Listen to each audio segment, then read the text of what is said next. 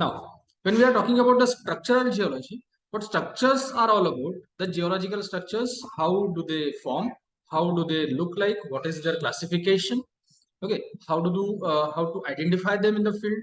This is all the syllabus is all about, right? So in our syllabus, we will having folds, then faults, then joints, unconformities, right? There are the four structures, or there are the four features of structural geology which we have to identify, or we have to study here in this class, right? So apart from this, we'll study about the attitude of the beds, what is the attitude of the bed, and then outcrop patterns. Okay, some of the outcrop patterns. So I'll take you through the journey of structural geology from today, right? So let us begin with the structural geology. Now, the structural geology is heavily dependent on the stresses, okay, or the stresses which are earth undergoes, okay. Stress, the stress analysis, the strain analysis, all these things are reported here, all these things are seen here, right? So what you have to do is first go for stress and strain relationships. Okay, so what is stress? Can anybody tell me what is stress? Force upon area. Stress is force upon area. Force upon area, or force per unit area. Hmm. Okay, stress can simply be defined as force per unit area. What is the unit of stress?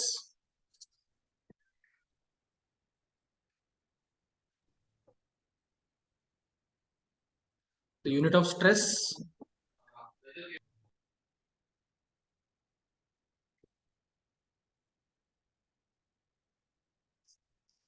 Stress का unit क्या है? Newton per metre square. Newton per metre square, right?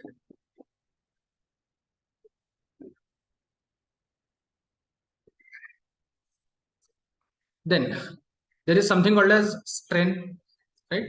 There is something called as strain. What is strain?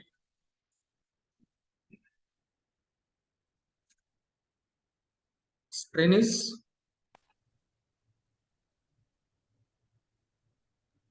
Change in shape. strain is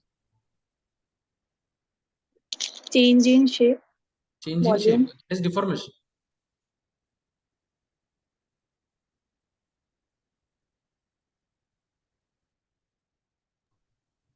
Change in any parameter divided by the original, for example, length. So change in length upon original length. Stress simply is the resultant of stress, right? Strain is simply the resultant of stress. Whatever stress has, whatever stress you have applied, what is there, whatever the result is on any rock or any body, okay, that will be called as strain. And overall the stress and strain will carry out deformation. Okay, they will carry out the deformation. That means the original volume or original shape, original dimensions of any body, okay, original dimensions of any body, say it may be a rock, it may be anything, okay, it may be a rock, it may be any body, that changes. Okay, that changes the original dimensions of the body, or original dimensions of the anything, any rock. For this discussion, will stick ourselves with the rock. Okay, stick ourselves with the rock. So when it is any body, okay, when it is any body or any rock which gets deformed, that means its original dimensions, okay, its original dimensions, say its length, say its width, say its volume, right, say its area, anything changes. Okay, anything changes. So these changes, okay, these changes are called as deformation. Okay, these changes are called as deformation, right? Now the deformation, okay, the deformation will be of two types, right? This deformation will be of two types. Which are those two types? Plastic and elastic, right? Plastic deformation might be there, elastic deformation might be there. What do you mean by plastic deformation? Or let us do this.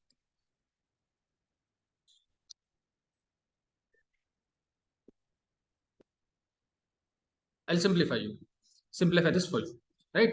Plastic or brittle. What do you mean by plastic or brittle? Which is After deformation, they do not regain its original shape change. correct. So it is non-reversible. Okay, it is non-reversible. That means it won't get its original dimensions back. Okay, it won't get its original dimensions back. It will simply be broken, right? It will simply be broken. And what do you mean by elastic? Elastic deformation means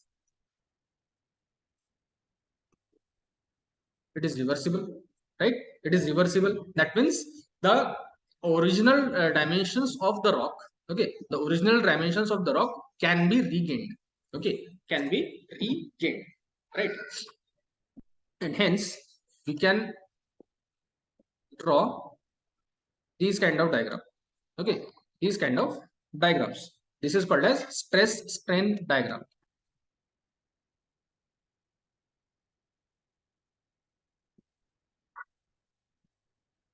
Okay. This is called as stress strain diagram, right? This is elastic, okay, elastic. This is plastic and this is in between, okay. This is plastic zone, this is elastic zone, okay. So in this this much area, okay, this much stress, the rock is elastic, okay, the rock is elastic. After this the rock becomes completely plastic, okay, rock completely becomes plastic rock, right? And in this it behaves in between, okay, it behaves in between, right? So this is basically, okay, this is basic of structural geology, okay, this is the most basic of the structural geology. Hence after this, uh, how the stresses come, right? How the stresses are coming, how the strain is acting on the rock, and how actually the stresses and strains all together, they bring about the changes in the rock, right? This will be carried out, okay, these studies will be carried out on the basis of strain ellipsoid or stress ellipsoid, okay, strain ellipsoid or stress ellipsoid. Now what does this stress ellipsoid or strain ellipsoid? There is one diagram like this, okay, like this.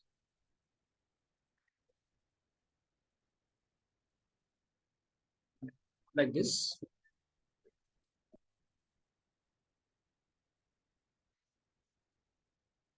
There is a diagram like this, right?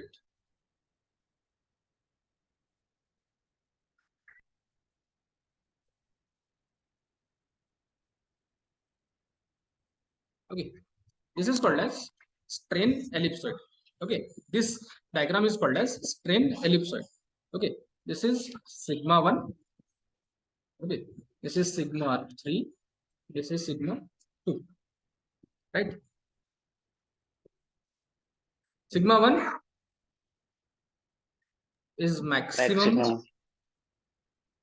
stress direction. Okay, sigma 1 is the maximum stress direction, sigma 3 is the minimum stress direction, and sigma 2 is intermediate stress direction. Okay, so sigma 1 becomes maximum stress direction or maximum strain direction, sigma 3 is the minimum strain direction, and sigma 2 is the intermediate strain direction. And plotting this sigma this strain ellipsoid or stress ellipsoid, whatsoever we call it, okay, within the within a rock structure, okay, within a rock structure will give you the idea, okay, it will give you the idea about the structures which will be formed, okay, it will give you the idea about the structures which will be formed. So this is mere basic of stress and strain, okay, this is the mere basic of stress and strain which are to be understood before proceeding, okay, before proceeding towards structural geology, right? I hope you understood all these things, right? Stress, strain, deformation, and strain ellipsoid. Okay, these are the things. Okay, these are the things which you need to which you need to understand when you're learning about or you're learning the structural geology, right? Now we'll move towards the actual topics. Okay.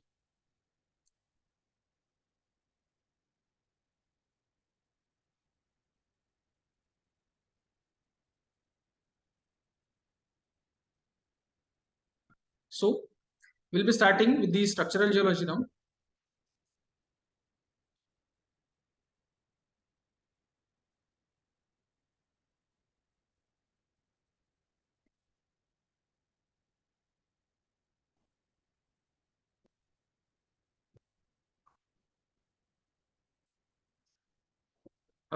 The first thing which we have to study is the attitude of the bed.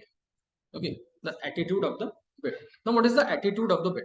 Basically, what we have to learn is first the bed. Okay,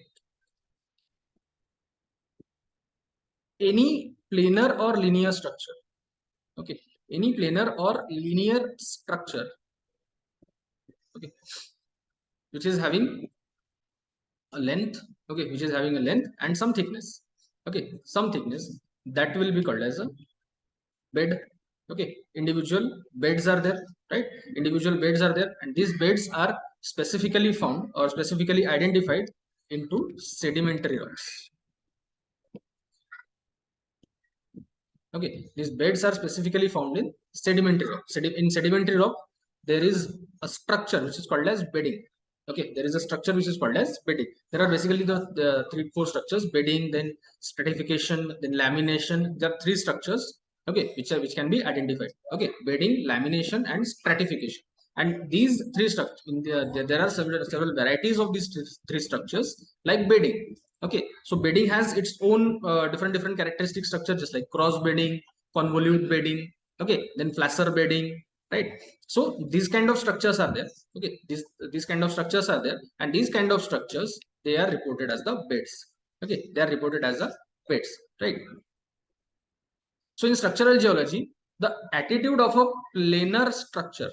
Okay, the attitude of a planar structure. Planar structure means which is plane, right? Which lies in a plane. Okay, is represented by the strike and dip. Okay, it is represented by the strike and dip, right? You have to take the value of strike, you have to take the value of dip. Okay, the dip angle, dip direction, right? Either dip angle or by its dip and the dip direction, right? You have to take the value of dip, either angle or its direction, right? Now dip is the angle. I know this is very much basic, right? This is very basic, but yes, you have to go through it. Okay, now what is dip? Dip is the angle between the planar structure and a horizontal plane. Okay, angle between planar structure and a horizontal plane, that means angle of inclination, simply. Okay, you can simply call it as the angle of inclination, right? If suppose this is the horizontal plane. Okay, this is the horizontal plane and this is a bed. Okay, this is a bed which is inclined, right? This angle theta, okay, this angle theta will be called as its dip. Okay, this angle theta will be called as its dip, right? So any planar structure having any angle, right? Any planar structure having any angle, that angle will be called as, okay, this angle will be called as its dip, right? The strike is the geographical direction of horizontal line occurring on a planar structure when the dip, when these intersections occur. Okay, when these intersections occur like this, so this line which is represented by this pen. Okay, the line which is represented by this pen will be called as its strike. Okay, it will be called as its strike, right? It occurs on a planar structure. It occurs on a planar structure. Just a minute.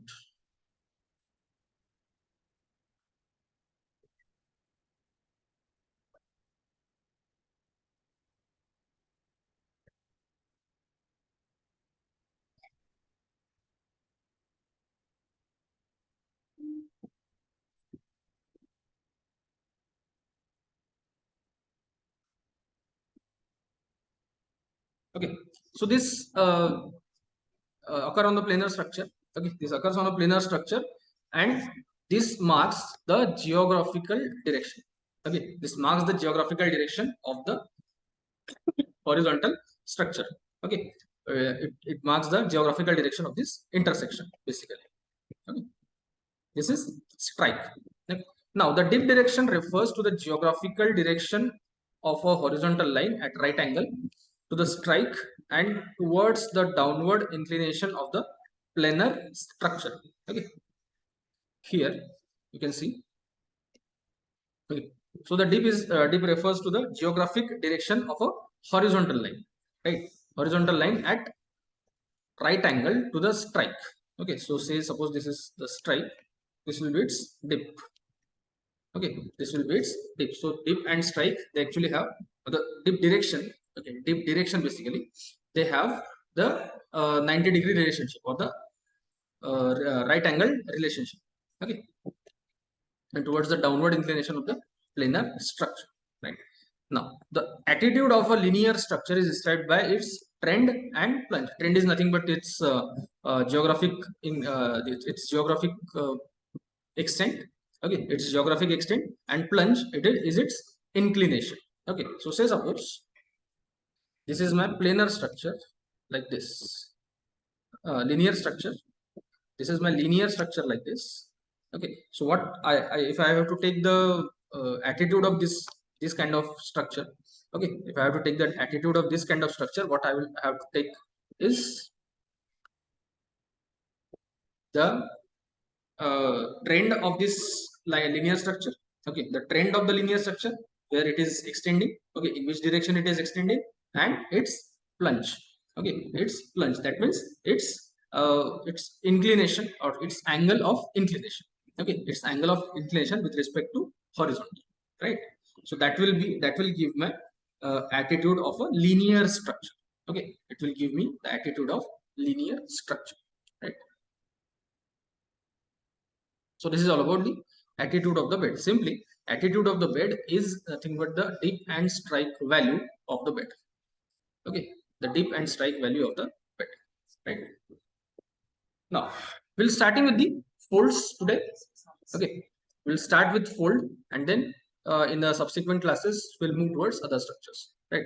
So the first structure or first important structure is fold. Right. Fold basically, okay, fold basically is undulations. Okay. Folds are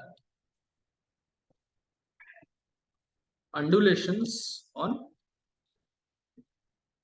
earth surface, right? Undulations on the earth surface which are formed due to tectonic processes. Okay, which are formed due to the tectonic processes. Right? Simply, undulations on the earth surface which are formed through the tectonic processes. These will be called as folds. Okay, this will be called as folds. Right? Now, these folds have different parts. Okay, these folds have different parts. The sides of the fold will be called as limb. Okay, the sides of the folds will be called as limbs, right? Then this point, okay, this point or the point of maximum curvature, okay, the point of maximum curvature will be called as hinge, right? The point of maximum curvature will be called as hinge. Okay, this is called as inflection point. Okay, this is called as inflection point. Now, what is this inflection point? Where the undulations actually change its course. Okay, where the undulation actually changes its course. Right. Now see, here it is coming like this, and from here it will move like this. Okay, it will bend in opposite direction. Okay, here it will bend in opposite direction till this point, and from this point there this limb will curve in another direction. Okay, so this change in direction, okay, this change in direction occurs at a point, okay, occurs at a point of no curvature. Okay, occurs at a point of no curvature. So inflection point, okay, inflection point is basically the point of no curvature. There is no curvature at all. Okay, there is no curvature at all, and this point will be called as inflection point. Okay, this point will be called as an inflection point. Now on a limb, if you go on tracing all the inflection points, okay, if you go on tracing all the inflection point on a limb, a line can be drawn. Okay, a straight line can be drawn. That line will be called as inflection line. Okay, that line will be called as inflection line, right? Same way, as you go on adding, or as you go on tracing the hinges, okay, as you go on uh, tracing the hinges of a fold, okay, hinges of the fold, and join that, it will form hinge line. Okay, it will form the hinge line, right? This also gives us the idea about fold axis. Okay, it will give us the idea about the fold axis, because fold axis is the point or an axis or a line, imaginary line basically. Okay, all these points are imaginary because you cannot directly see them. Okay, there is nothing written on a fold. Okay, there is nothing written on a fold that this is hinge, this is limb, this is axis, this is inflection point, this is interlimb angle, or something like that. Okay, there is nothing written on any fold. You have to identify, you have to see, you have to imagine majority of the times. Okay, you have to imagine whether it is hinge or something else, right? So this this will give us the idea about the fold axis. Okay, fold axis, what is fold axis? Along which the hinge zone, okay, hinge zone is folded. Okay, an axis along which the hinge is folded, or hinge, or the maximum curvature has occurred. Okay, the maximum curvature has occurred, right? So this will be called as fold axis. Okay, it will be called as fold axis. Now if you go on tracing this fold axis all over the fold, right, you will get a surface like this. Okay, you will get a surface like this. This will be called as axial surface. Okay, this will be called as the axial surface, right? Now here, extrapolate these two lines. Okay, extrapolate the two lines, right, and take the angle of their intersection. Okay, take the angle of their intersection, which is called as interlimb angle, angle between the two limbs. Okay, angle between the two limbs, that will be called as interlimb angle. Now we have a classification based on interlimb angle, right?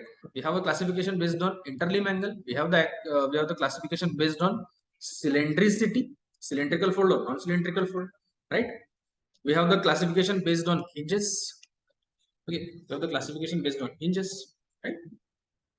So different factors, okay, different factors of a fold, or different parts of a fold, they give rise to different types of classifications. On the basis of that, we can classify. Okay, on the basis of that, we can classify the folds, right? Understood this? The parts of fold, right? Next. So whatever I have given, I've told you right now, is given over here. Okay, the folds are made up of hinge that connects two usually differently oriented limbs. Obviously there is two different orientation of the limbs. Okay, two different orientations of the limb. One is oriented in uh, if one is oriented in north, another will be oriented in south, or just like that. Okay, different orientations might be there.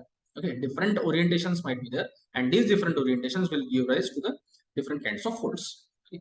The hinges may be sharp and abrupt. Okay, the hinges may be sharp or abrupt, but more commonly the curvature of the hinge is gradual and a hinge zone is defined.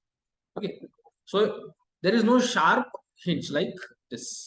Okay, there is no sharp hinge. Yes, there are sharp hinges in several kind of folds. Okay, there is certain kind of fold which is known as chevron fold. Okay, it is known as chevron fold, right?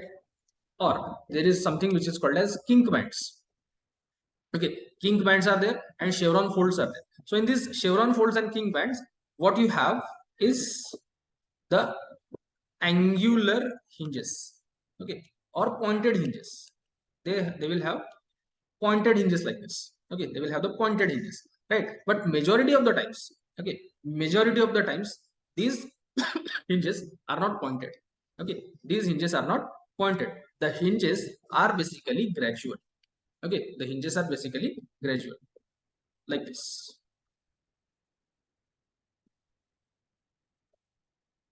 like this. So they are not the pointed hinge. At one point you cannot identify, right? You cannot identify that this is the perfect point for hinge, right? After this point there is less curvature. After this point there is different curvature, and this point has the maximum curvature. Okay, because it won't be a same or single or sharp point. It will be different, or it will be a zone of points. Okay, it will be a zone, and hence there is a hinge zone. Okay, there is a hinge zone which is defined, right? Hinge zone is there which will be defined, and not one hinge. And what one hinge or one pointed hinge will be shown or will be seen in the chevron folds or the kink bands. Okay, now, so in the chevron folds you have sharp and angular folds. These are the sharp and angular folds which have the angular kind of hinge. Okay, which has the angular kind of hinge, very angular and very pointed kind of hinge. Okay, or the well-rounded hinges. Okay, the well-rounded hinges, if the well-rounded hinges are there like this. Okay, these will be concentric folds. Okay, these will be concentric folds. So the classification of fold is on the basis of bluntness or relative hinge curvature. Okay, or relative hinge curvature. So there is one classification, right? There is one classification which is on the basis of curvature of the hinges. Okay, which is on the basis of curvature of the hinges, right? So on the basis of that, the folds are classified in these forms. Okay, the folds are classified into this type of folds. Okay, so there is something first which is called as kink bands. Okay, the kink bands, where the angular arrangement of the hinges might be there. They are the planar folds. Okay, they might be getting bisected. Okay, they might be getting bisected, or they might be getting shrunk, right? And it is getting it is forming the pointed hinges. Okay, it is forming the pointed hinges. Another one which is called as chevron fold. Okay, another one which is called as chevron fold. And in the chevron fold you have the sharp hinge. Okay, you have this sharp hinge, right? You can conveniently specify. Okay, you can conveniently specify one point. Okay, conveniently specify one point which can be designated. Okay, one point which can be designated as the hinge. So for this fold this will be hinge, for this will be hinge, right? This will be hinge, right? So this may be hinges. So it is very much convenient to say that in chevron fold there is one specific hinge point. Okay, one specific hinge point, right? Now comes to the concentric fold. Okay, now come to the concentric fold. Now in the last slide I have told you that in case of concentric fold it is well rounded, right? In the case of concentric fold they are well rounded. You can see this, they are well rounded folds, right? They are well rounded folds. So is it possible here, is it possible to show or to say that this very point, okay, this very point is a hinge point, right? Is it possible? No, it is not possible, because they are properly well rounded. So hinge might be here, hinge might be here, hinge might be here itself, right?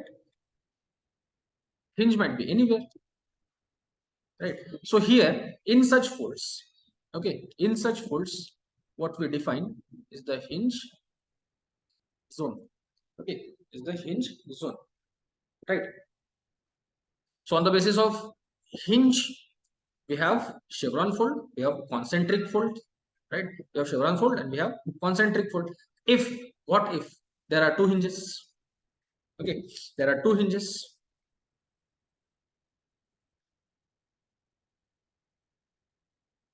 right? One hinge is here, one hinge is here. Okay, on a same band. Okay, on a same band or on the same limb. Okay. For a same limb there are two hinges, right? These kind of fold will be called as box fold. Okay, this fold will be called as a box fold, which actually looks like this.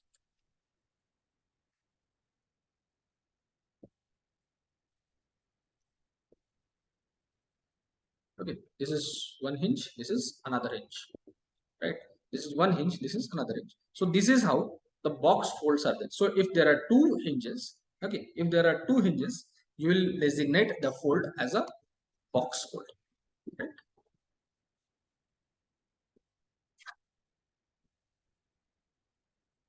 This is the classification of folds on the basis of hinges. Okay, on the basis of hinges. Now there are two more interesting folds. Okay, there are two more interesting folds. These interesting folds are on the basis of the hinge line. Okay, till now so far we have seen the classification of fold. Okay, we have seen the classification of the fold on the basis of hinge point. Okay, on the basis of hinge point, but here the classification is on the basis of hinge line, right? The basis of hinge line, right? So this is the hinge line or fold axis. Okay, so any fold, okay, any fold with straight hinge line, okay, any fold with straight hinge line, they will be called as cylindrical. Okay, they will be called as cylindrical, right? A fold in which, if say suppose I have this piece of paper, okay, I have this piece of paper and I have to place this pen inside the paper like this, like a fold. Okay, is it visible? Is it visible? Let me change the pen. Let me change the dark, take the dark pen. Now it might be visible, right? Now it might be visible to you. Now if this is the case, okay, if this is the case, I am taking this fold, this is a fold, okay, and this fold has completely enclosed a cylinder. Okay, it has completely enclosed the cylinder. That means cylinder is straight. Okay, cylinders are straight and this cylinder completely fits the fold, right? This cylinder completely fits the fold. Such kind of folds, okay, such kind of folds with a straight hinge line, okay, the folds with straight hinge line will be called as cylindrical fold. Okay, will be called as cylindrical fold, and basically this is an ideal condition. Okay, this is an ideal condition, right? When the hinge line, okay, when the hinge line is curved, okay, when the hinge line is curved, it will be non-cylindrical. Okay, when hinge line is curved, it will be called as non-cylindrical fold. Okay, it will be called as a non-cylindrical fold, right? Basically, in earth, in nature, all the folds are more or less non-cylindrical. Okay, are more or less non-cylindrical, right? There is no fold which is perfectly cylindrical. Okay, which is perfectly cylindrical fold. Why? Because different types of forces are acting on a fold, right? On area. In first instance, there are different generations of the folds, as you know. Okay, different generations of the folds. So in first generation, it might be like it were the planar area. Okay, it were the planar area.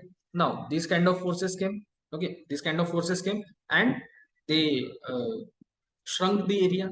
Okay, or they compressed the area, and this compression has led to formation of such fold, right? The formation of such fold. So the forces were so ideal, right? Forces were so ideal that it formed perfectly cylindrical, right? Perfectly cylindrical fold. Now in a second generation of folding, okay, in the second generation of folding, the orientation of forces changed. If the orientation of forces are changed, you can see here the orientation of force, the direction of the force has changed. The direction of force has changed. What will happen? These axis, okay, this axis or hinge line will get curved. Okay, it will get curved. It won't be straight anymore, right? It won't be straight anymore.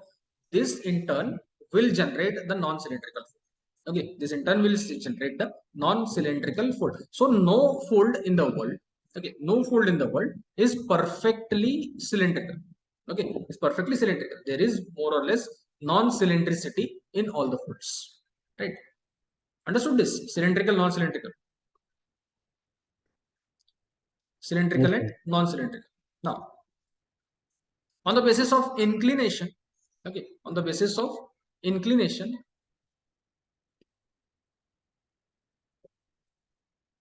of axial plane, okay, on the basis of inclination of the axial plane, we have devised this classification. Okay, we have devised this classification, right? Now, starting with upright, okay, starting with the upright, you can see here, you can see here, this axial plane is perfectly upright. Okay, it's perfectly upright, that means straight axial plane is there. Okay, the straight axial plane is there. Now this straight axial plane, okay, this straight axial plane will be called, will give rise to the upright fold. Okay, upright fold. Ideally, whenever we draw the diagrams, okay, when we are drawing the diagrams, we are drawing the upright fold. Okay, we are drawing the upright folds, right? So it has the range 80° and 10° more or less, right? More or less 80°, 10°, that much inclination is permissible. Okay, that much inclination is permissible, right? Next comes, okay, next comes plunging upright. Okay, next comes the plunging upright. That means the axial plane is upright. Okay, the axial plane is straight. Okay, axial plane is straight like this, but in this case the axis has plunged, axis has this angle. Okay, the axis has this kind of angle, and this will be called as plunging. Okay, plunge basically, okay, what basically plunge is, plunge means the angle of inclination with respect to horizontal. Okay, angle of inclination with respect to horizontal, right? That means the planar structure will be like this, right? So if a fold is there, okay, if a fold is there, ideally it should have orientation like this. Okay, but it has, or its axial plane should be like this, but it has like this. Okay, so this will be called as plunge. Okay, this will be called as plunge. Now here you can see there is an angle. Okay, it is making some angle, it is making some angle with the axial plane. Okay, it is making some angle with the axial plane. Okay, and this will be called as plunging upright. So axial plane is straight, axial plane is upright, but the uh, the fold, okay, the fold or the hinge line of the fold is inclined. Okay, it is inclined, and hence it will be called as plunging upright fold. Okay, plunging upright. So there should be the inclination till 30°. Okay, 30°, or at 30°. Okay, at 30°, it will be plunging upright, or this entire zone. Okay, this entire zone from 30° to 10°, it will be gently plunging. Okay, 30° to 10°, it will be gently plunging. 60° to 30°, or 30° to 60°, it will be moderately plunging. Okay, it will be moderately plunging, and 60 to 80°, it will be steeply plunging. Okay, it will be steeply plunging, right? So these are the different angles. Okay, these are the different angles according to which we identify the plunge of a fold. Okay, the plunge of a fold, and then plunge, and then it will be completely vertical when it reaches 80 to 90°, right? When it reaches this angle of 80 to 90°, it completely becomes vertical. Okay, it completely becomes the vertical fold. Understood?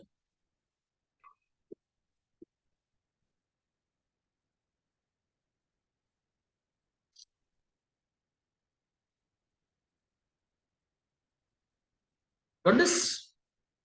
Now coming to the another axis. Okay, come to the another axis.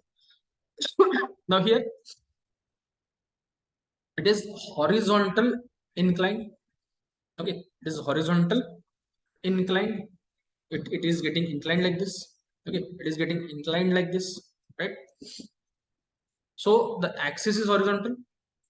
Okay, the axis is horizontal, or the hinge line is horizontal, but the axial plane is inclined.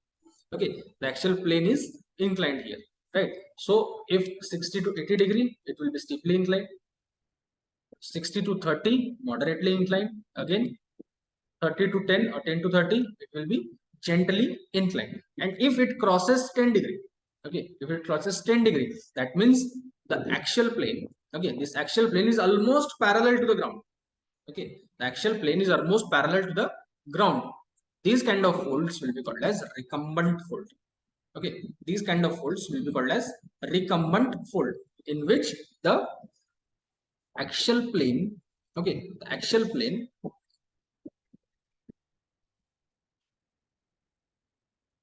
is parallel to ground. Okay, it becomes parallel to ground, right? Next, come on this axis now, the reclined fold.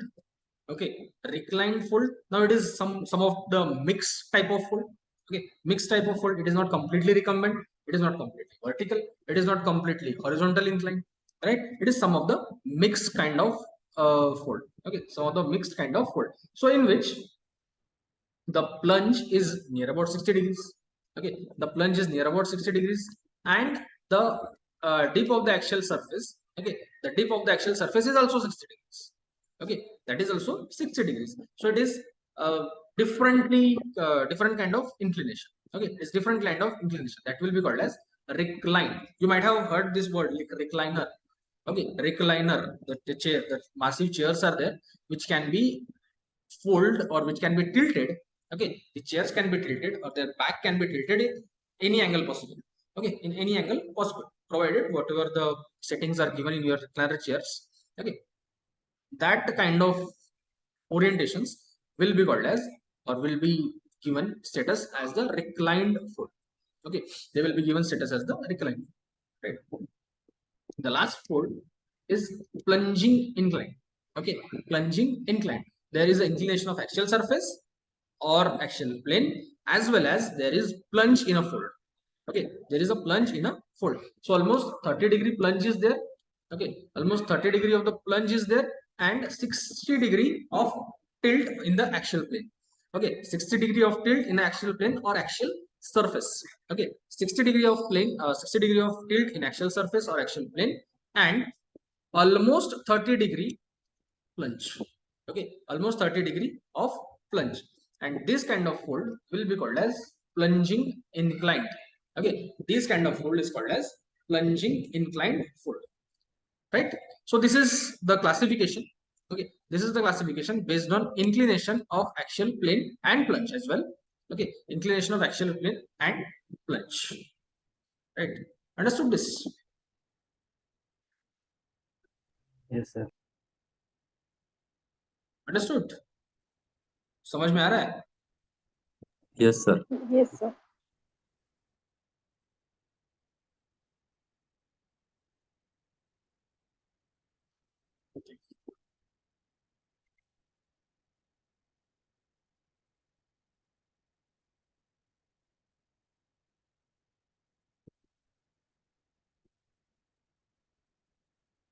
Now, moving forward with the next classification.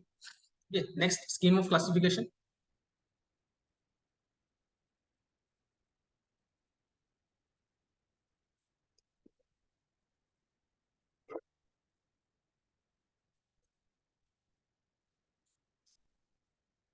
Now, we have seen, okay, we have seen or we have studied these terms for like every time, right from whenever we are starting the study of geology or whenever we are starting the study of structural geology, right?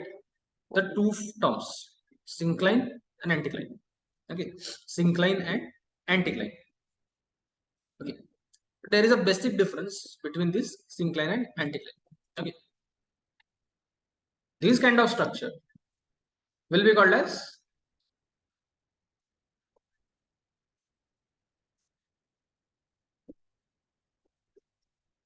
tell me, what will be called as A and B? What is A? Is Anticline. anticline. B is Syncline. syncline. Correct? Is it correct? A is antiform. A is anticline and B is syncline.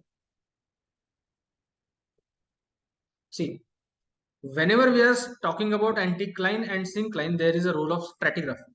Okay, there is a role of stratigraphy. Basically, you should or you must establish the age relationships.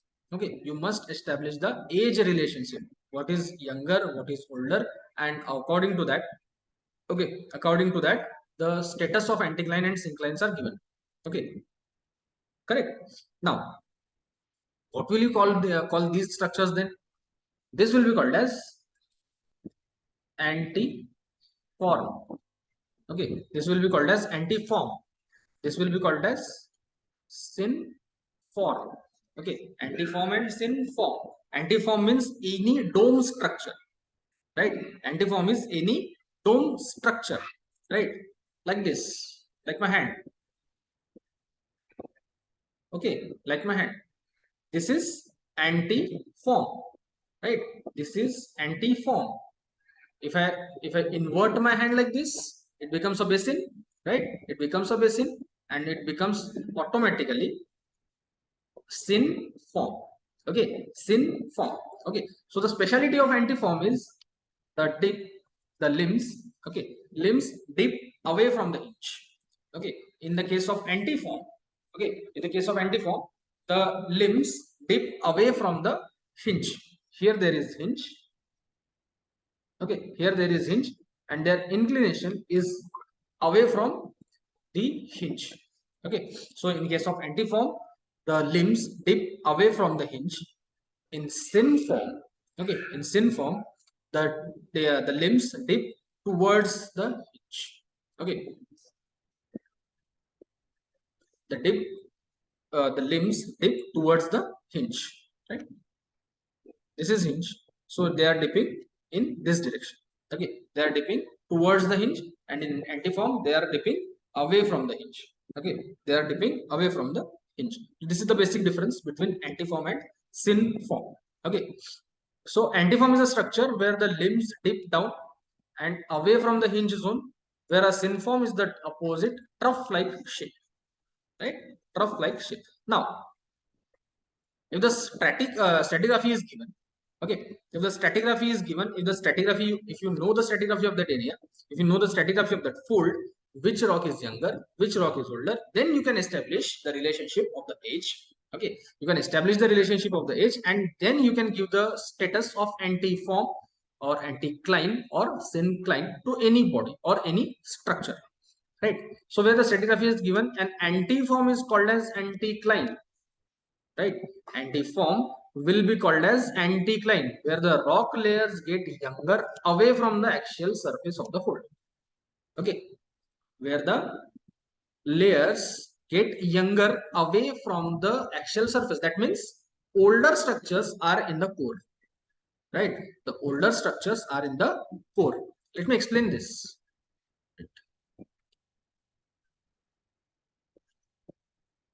When the deposition of rock is taking place, right? When the deposition of the rock is taking place, let's say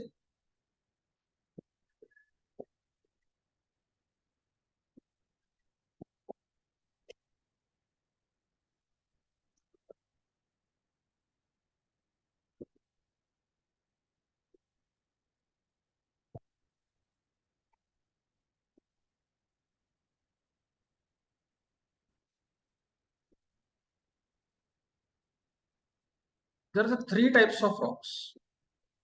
Okay. These are the three types of rocks which are deposited, right? These are the three types of rocks which are deposited. Now,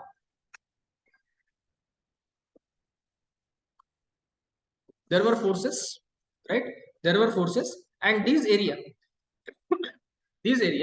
got uplifted.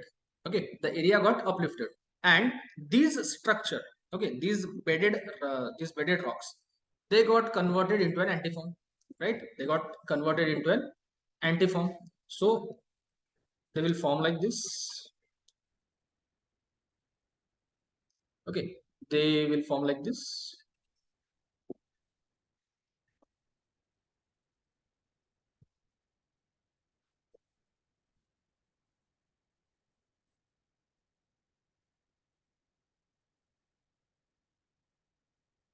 Right. Now, can you tell me the age relationship of these rocks? Which is older, which is younger? In a fold. In a fold. White is younger, green is older. White is Younger, younger, green is older. is older. And why do you think so? Sir, it is given in the line here that antiform anticline. It is antiform anticline structure.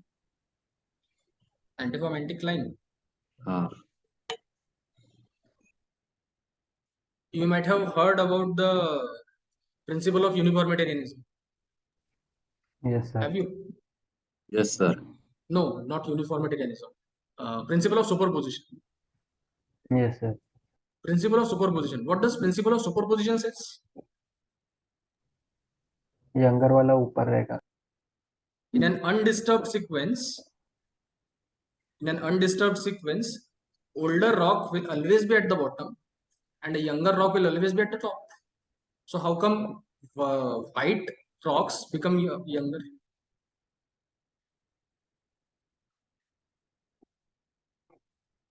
Right? These white colored rocks or white colored bands, these are nothing but the older rocks. Okay, these are nothing but the older rocks, and these are the younger rocks. Okay, these are the younger rocks, and the older rocks are present in the core. Okay, when you are designating the name as anticline to any antiformal structure, okay, when you are designating this name anticline as to any antiformal structure, you have to take care that in the core part, okay, in the core part, there should be older rocks. Okay, there should be older rocks, and in the periphery, okay, in the periphery or in the limbs, there should be younger rocks, right? There should be younger rocks. So older in the core, younger in the periphery or the outside, right? So rock layers get younger away from the axial surface. This is axial surface, right? This is axial surface. As you go away from this, the rocks become younger, right? The rock becomes younger. Exactly opposite case is with the syncline, right? Exactly opposite case is with the syncline. This sequence will become inverted, right? This sequence will become inverted. That means the older rocks will be at the periphery and the younger rock will be at the core, right? The younger rock will be at the core and older rock will be at the periphery, and this will be called as syncline. Okay, this will be called as a syncline. Got this? Sir फिर वो एंटीफॉर्मल syncline उसमें क्या होता है sir? वो बताता भी हूँ, ऐसे नेक्स्ट स्लाइड में आता हूँ, बताता हूँ. राइट, यहां तक समझ में आया? Yes sir. यहां तक समझ में आया? एंटीक्लाइन सिंक्लाइन किस चीज को बोले?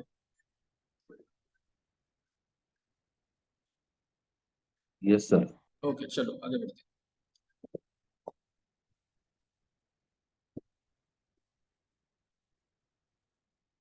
Now see in this diagram or see in the pictures. Okay, this is syncline. Conveniently, you can call it as a syncline. This is anticline. Okay, this is syncline. This is anticline. Okay, now there can be processes. Okay, there can be processes which can give rise to the different kind of folds. Okay, different kind of folds. So this will form synformal anticline and syncline. Anticline and syncline simply means the age relationship. Okay, simply you need to have the age relationship. Okay, so in the anticline, okay, anticline, what do you need? What do you need in anticline? Older, okay,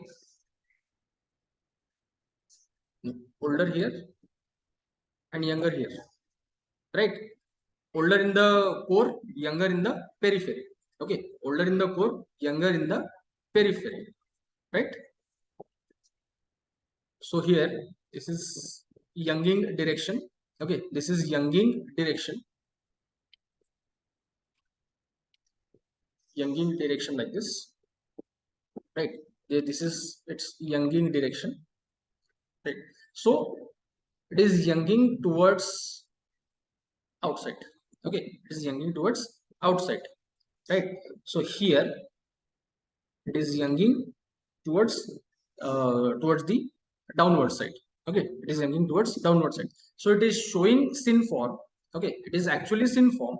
Okay, it is actually a basin. It might be deposited in a basin. So it is actually a basin, but it is showing the age relationship which is different. Okay, the age relationship which is different. So that will be called as informal anticline. And antiformal synclines, okay, antiformal synclines, that in that case the shape and the age relationship has changed. Okay, shape and age relationships has changed. Okay, so these kind of folds will be called as the antiformal synclines. Okay, this will be called as antiformal synclines, right? Just what you have to establish is the age relationship. Okay, you have not anything to do with the with their shapes. Okay, shapes, when the stratigraphy is completely unknown, okay, when the stratigraphy is completely unknown, you can give them the status of synform and antiform. Okay, you can give them the status of synform and antiform. And when the stratigraphy is known, okay, when the stratigraphy is known, these four names can be given. Okay, these four names can be given, right?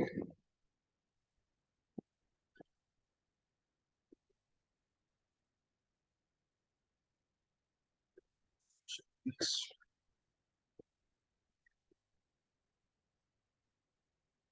Now, on the basis of interlimb angle, on the basis of interlimb angle, I've told you what is interlimb angle in the previous previous slides. Okay, so on the basis of that interlimb angle, the folds are divided.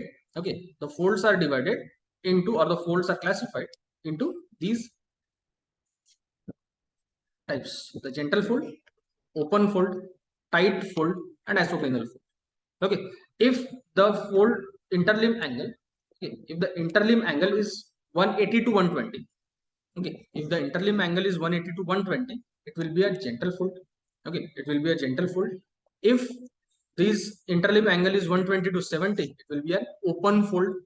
If interlimb angle is 70 to 30 degree, it will be a tight fold. And if the interlimb angle is 30 to 0 degree, it will be isoclinal. Okay, it will be isoclinal. That's it. Okay, that's it. Just what you have to identify, or what you have to remember, is this range. Okay, the range of angles. Okay, the range of angles: 180 to 120 gentle, 120 to 70 open, 70 to 30 tight, 30 to 0 isoclinal. That's it, right? So these are the four types of folds. These are the four types of folds on the basis of interlimb angle. Okay, on the basis of interlimb angle, right? There should not be any confusion. Now, coming to the next point, and that is called as deep isogone studies. Okay, which is called as the deep isogone studies. Okay.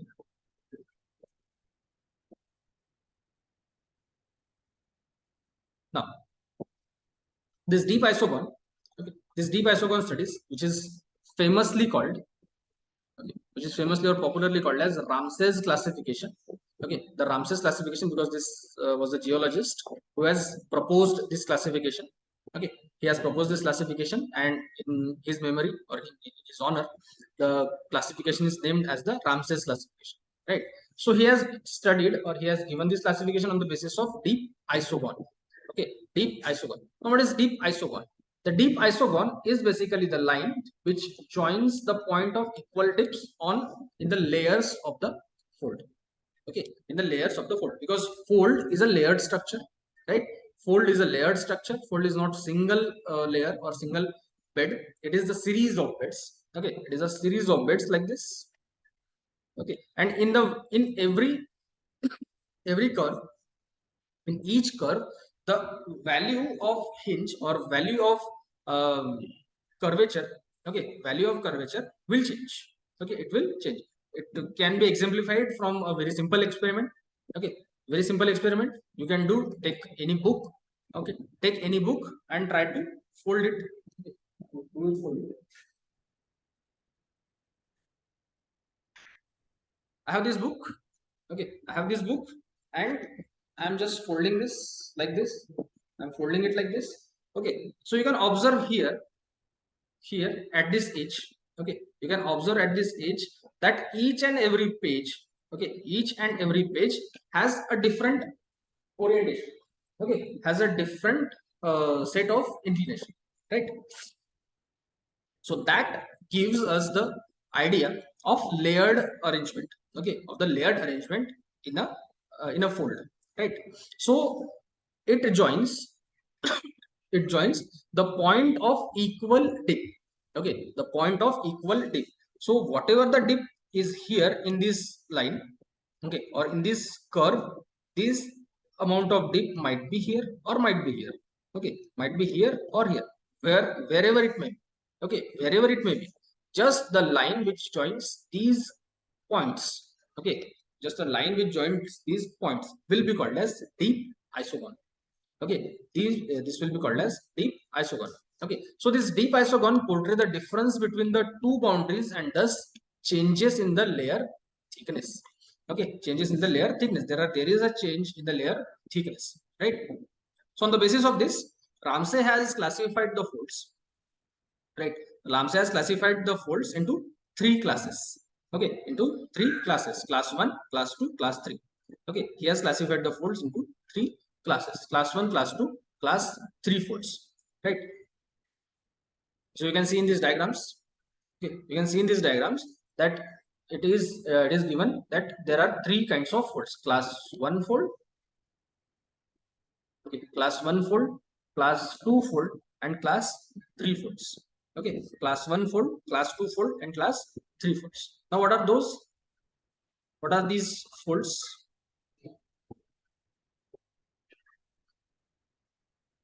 Class 1. The class 1 folds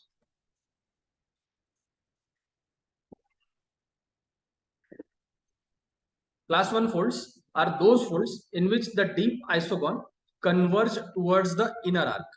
Okay, converge towards the inner arc. Okay, which is tighter than the outer arc. Okay, in which the inner arc is tighter than the outer arc. Okay, then you can see here this inner arc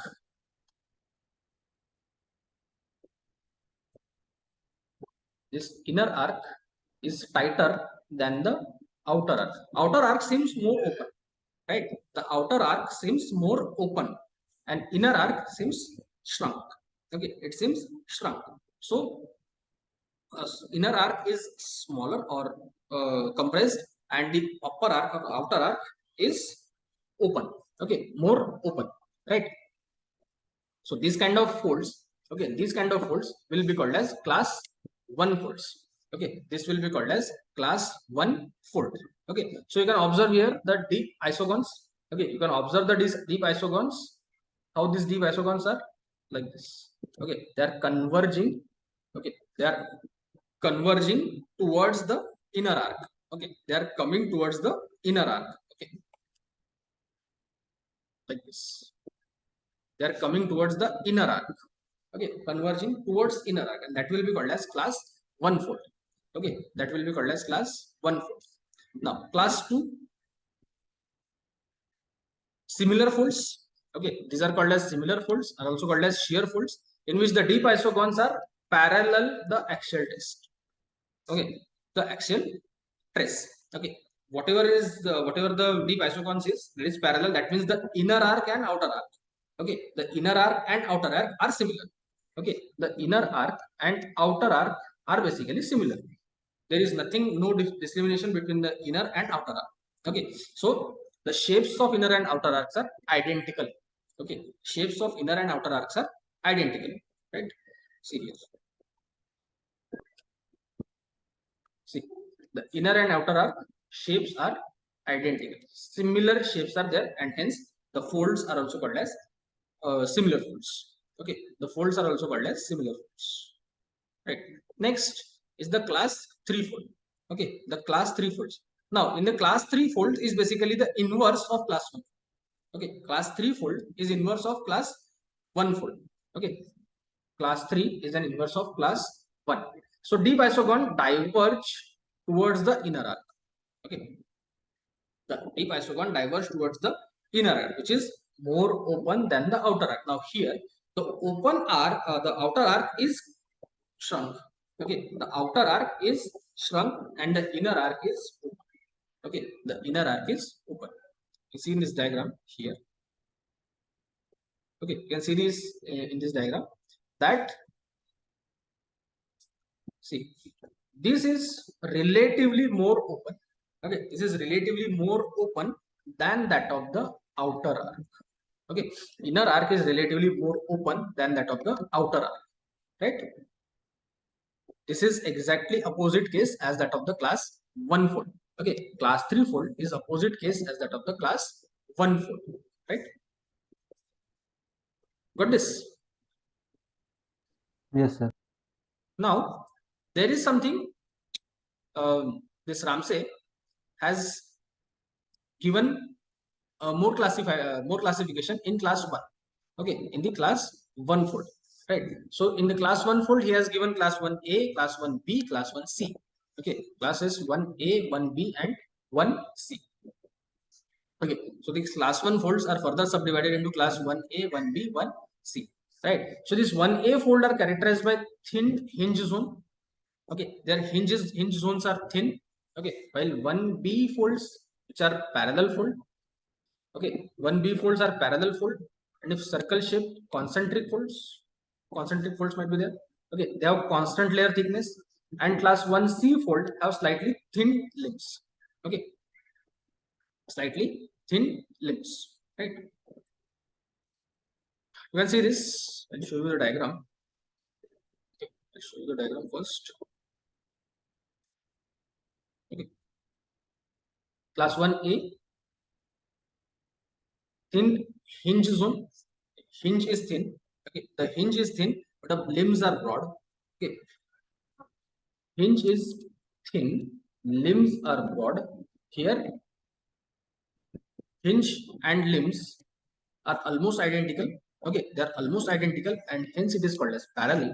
Okay, hence it is called as parallel. And 1C, okay, 1C is opposite as that of 1A. Okay, 1C is opposite as that of 1A. So this 1C has broad hinge.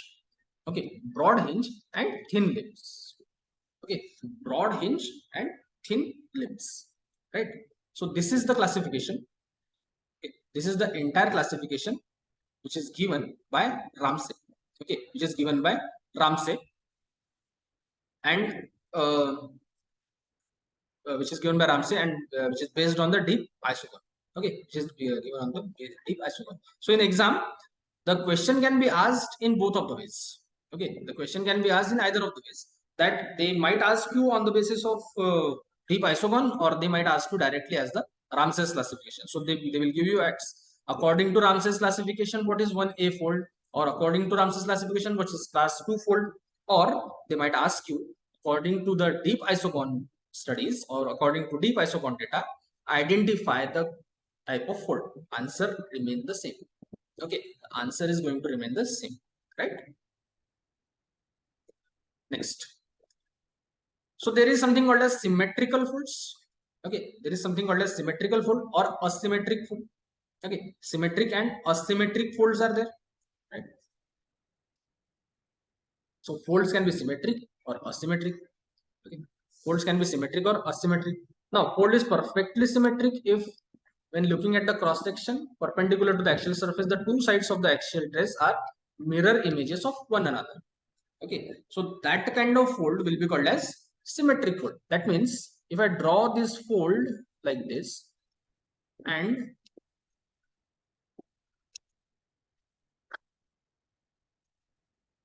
cut this fold into two equal halves.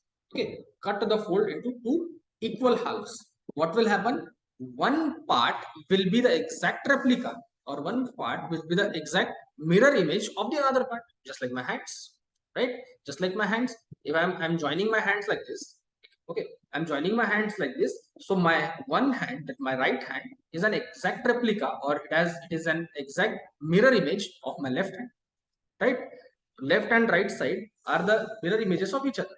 If there is if such case is there in folds, such case it's the folds, these kind of folds will be called as symmetrical fold or symmetric fold.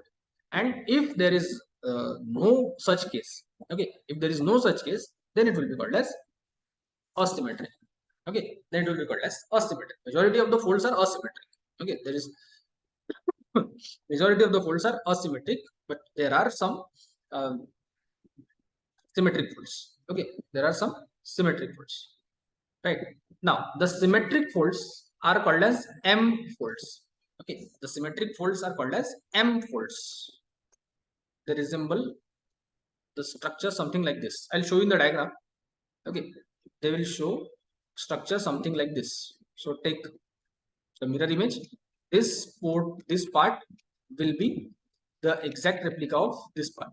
Okay, this part will be an exact replica of this part. Okay, so this will be called as M shaped folds. Okay, the M fold. Let me show you the diagram first so that you can develop the perception. Okay, see this.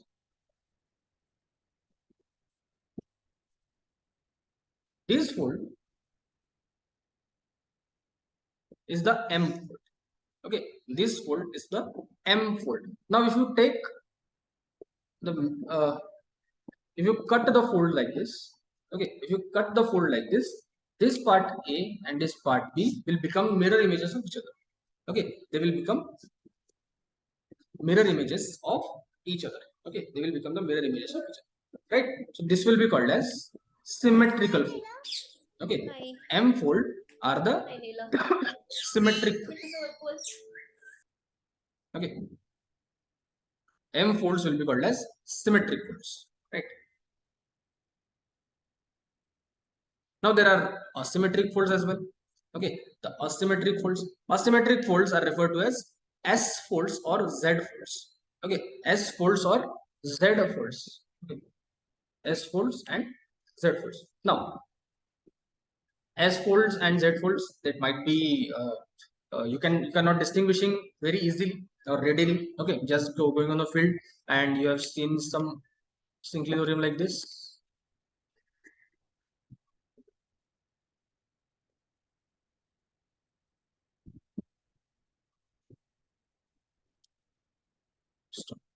What is wrong with my system? Okay.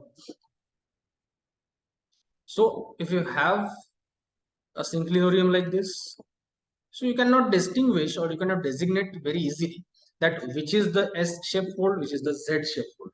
Okay, but here the Z folds have short limbs that appear to have been rotated clockwise with respect to their long limbs. Okay, so folds something like this. Okay, fold something like this. So this will be Z fold. Okay, this will be the Z folds. Okay, so Z folds have shorter limbs that appears to have been rotated clockwise with respect to their long limbs. Okay, these are long limbs, these are short limbs, right? So Z folds mimic the letter Z. Z folds mimic the letter Z. Same way, S fold imply counterclockwise rotation, and resemble the letter S. Okay, resemble the letters S. So there is nothing to do with the angularity or the curvature. Okay, nothing to do with angularity or the curvature. It is not like if it is perfectly angular, then it will be Z fold. If it is curved, Okay, if it has curve, then it will be S fold, nothing like that. Okay, nothing like that, right? So it can be confusing. Okay, it can be confusing because if you look other way around, okay, if you look other way around, they will show you the interchangeable pattern. Okay, they will change the interchangeable pattern. That means S shape can become, or S folds can become Z, and Z can become S. Okay, S can become Z, Z can become S, right? And hence this is very much difficult. Okay, it is very much difficult to identify such folds, right? It needs a high amount of experience, right? So you can see here Z folds, S folds. Okay, the Z fold and S folds. Okay, these are the Z folds, and these are S folds. These are the S folds, right? So if you look them in other way around, they will interchange their positions, or they will interchange their orientation. So S becomes Z, Z becomes S, right?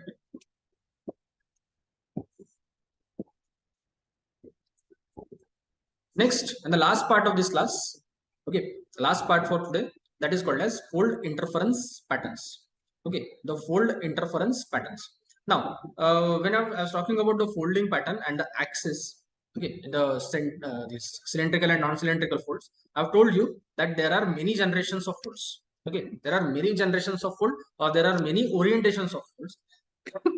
Specifically, these folds are formed due to changes in the orientation of the forces, or the force direction, or the stress directions, right?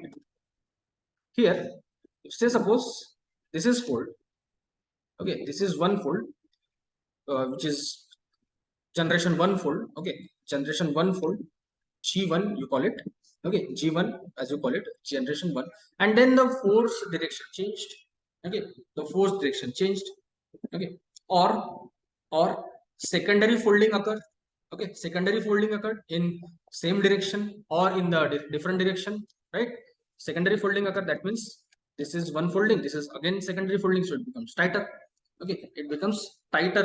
Or the force direction or the stress direction has changed drastically. Okay, it has changed drastically, so that it has formed any different shape. Okay, any kind of different shape. So it forms a secondary fold. Okay, it forms a secondary fold, or it forms the modified fold. Okay, it forms the modified fold. These modifications, okay, these modifications are called as refolded folds. Okay, they are called as refolded fold. Once the area was folded, okay, once the area was folded, that area undergone folding once more, right? The area was folded, and that area got folded, undergone folding once more. Okay, so it is refolded fold.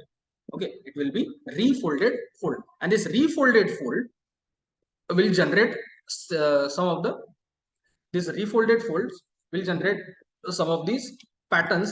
These patterns will be called as interference patterns.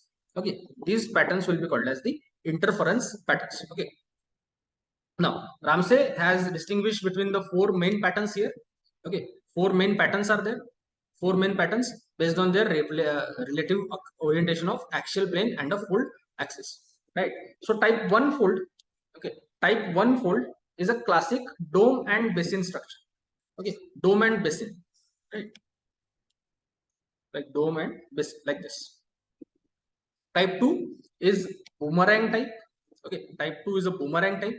Type 3 as the hook shape. Okay, type 3 is the hook shape. And there is one more type which is called as type 0. Okay, which is called as type 0. I don't know why he has designated it as type 0 and why not type 4. Okay, but yes, this is the system. Okay, which is tighter fold. Okay, the type 0 interference is simply tighter fold. Just fold tightening is there. Okay, fold tightening is there. Okay, so how do these folds look like? They look like something like this. Okay, something like this. So first type 0, see two identical folds are there. Two identical folds are there. When two identical folds converge, or when identical folds meet together, they simply compress each other. Okay, they will simply compress each other and form tighter fold. Okay, this is the resultant. Okay, this is the resultant, which is tight fold. Okay, which is the tight fold. Right. Next comes type 1 fold.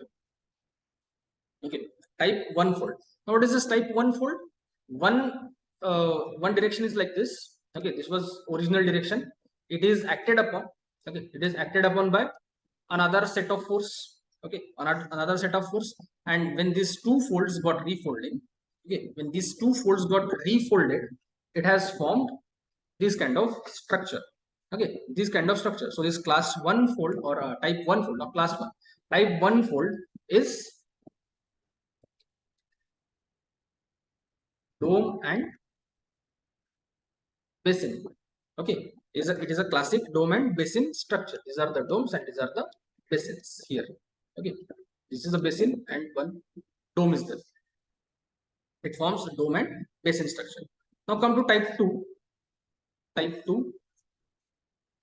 Which fold is this? On the basis of this classification of plunge, classification of axis, which fold is this?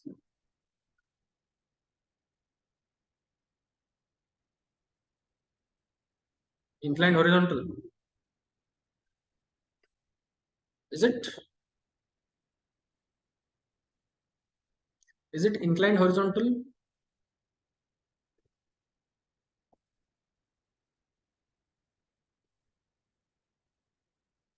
So it is inclined horizontal fold.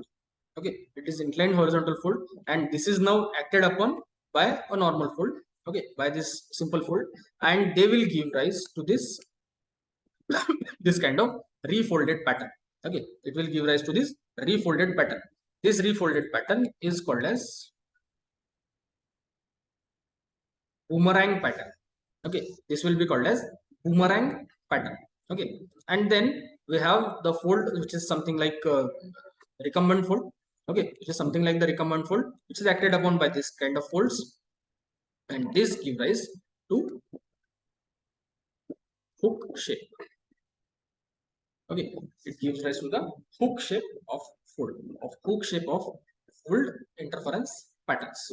Okay, the hook shape of fold interference pattern. So this is it, all about the interference pattern. Okay, this is all about the interference pattern, right? So this is all about folds and folding. Okay, folds and folding, and today's class, right? So I'll stop here for today.